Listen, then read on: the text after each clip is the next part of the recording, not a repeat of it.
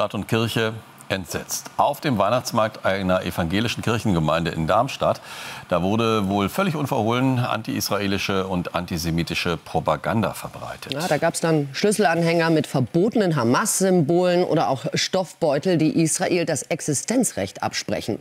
Die jüdische Gemeinde hat nun Strafanzeige gestellt, die Staatsanwaltschaft die Ermittlungen übernommen. Die evangelische Michaelsgemeinde in Darmstadt.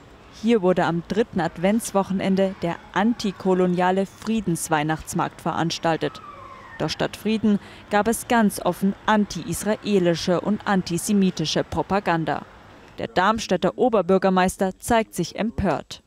Auf diesem Weihnachtsmarkt wurden Symbole einer verbotenen Terrororganisation, die für Mord und Vergewaltigung an Menschen steht, die für Unterdrückung des eigenen Volkes steht, verteilt und verkauft. Und wir insofern am Prüfen sind, ob wir eine Strafanzeige stellen.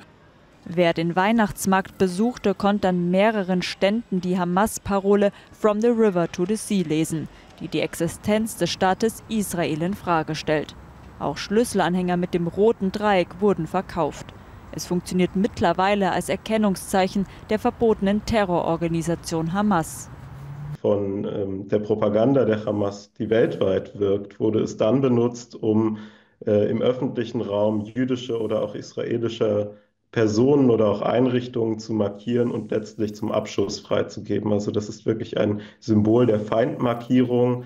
In Deutschland gilt das rote Dreieck als verbotenes Kennzeichen. Die Verwendung ist strafbar. Veranstaltet wurde der Weihnachtsmarkt gemeinsam mit der Palästina-Solidaritätsgruppe Darmstadt for Palästina. Die jüdische Gemeinde in Darmstadt hat Anzeige erstattet. Der Kirchenvorstand muss natürlich reagieren und muss mit dem Veranstalter, nämlich dem entsprechenden Pfarrer, ins Gebet gehen. Er muss sich aber auch selbst fragen, wie er solch eine Veranstaltung unter Hinzuziehung einer Organisation wie Darmstadt für Palästina, die im Wesentlichen dafür verantwortlich waren, was dort alles ausgestellt wurde, überhaupt zugelassen hat. Die evangelische Landeskirche in Hessen und Nassau distanziert sich von dem Weihnachtsmarkt. Der Pfarrer der Michaelsgemeinde lässt verlautbaren, in seiner Gemeinde gäbe es keinen Platz für Antisemitismus und Rassismus. Die Darmstädter Staatsanwaltschaft hat die Ermittlungen aufgenommen.